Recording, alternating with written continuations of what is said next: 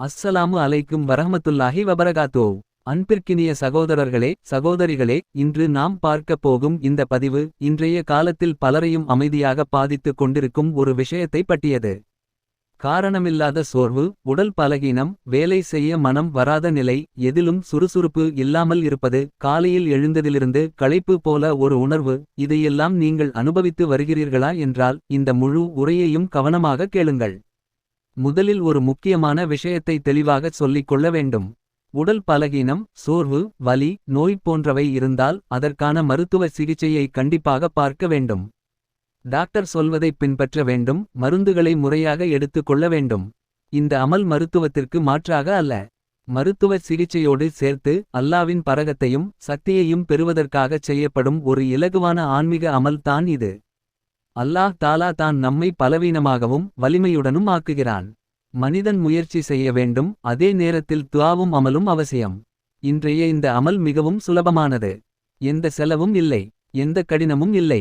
தொடர்ச்சியாகச் செய்தால் அல்லாவின் அனுமதியுடன் உடலில் சுறுசுறுப்பு, மனதில் உற்சாகம், சோம்பேறி இல்லாத நிலை மெதுவாக உருவாகும்.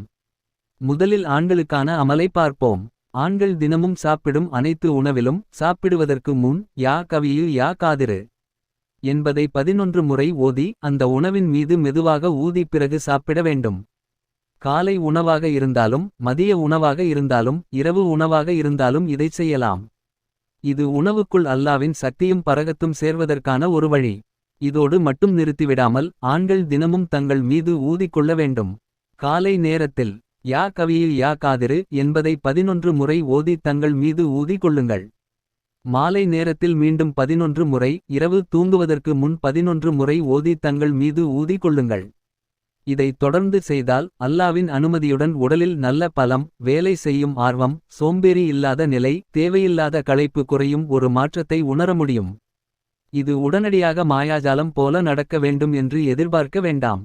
பொறுமையுடன், நம்பிக்கையுடன் தொடர்ச்சியாகச் செய்தால் மாற்றம் நிச்சயம் தெரியும். இப்போது பெண்களுக்கான அமலை பார்ப்போம். பெண்கள் இந்த அமலை எந்த நேரத்திலும் செய்யலாம். காலை, மாலை, இரவு என்று குறிப்பிட்ட நேரம் இல்லை.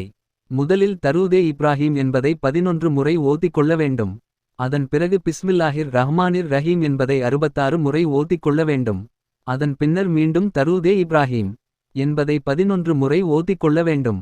இந்த அமலை ஓதும் போது முன்பாக ஒரு பாத்திரத்தில் தண்ணீரை வைத்துக் கொள்ள வேண்டும். முழு கவனத்துடன், அவசரம் இல்லாமல் ஓதி முடிந்த பிறகு அந்த தண்ணீரில் மெதுவாக ஊதிக் கொள்ள வேண்டும். பின்னர் அந்த தண்ணீரை குடிக்க வேண்டும். இதை தினமும் அல்லது வாரத்தில் சில நாட்களாவது தொடர்ந்து செய்தால் அல்லாவின் அனுமதியுடன் பெண்களுக்கு உடலில் பலகீனம் குறையும், காரணமில்லாத சோர்வு தளரும், சுறுசுறுப்பு அதிகரிக்கும் நிலை ஏற்படும். இங்கே மீண்டும் நினைவூட்டி கூறுகிறேன். உடலில் கடுமையான பலகீனம், நோய், ஹார்மோன் பிரச்சனை, இரத்தக் குறைவு போன்றவை இருந்தால் மருத்துவ சிகிச்சை அவசியம்.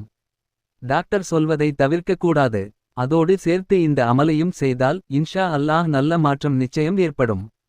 அன்பிற்குரியவர்களே, நம்முடைய உடலும் ஒரு நம்பிக்கை. அதை பாதுகாப்பதும் பராமரிப்பதும் நம்முடைய கடமை.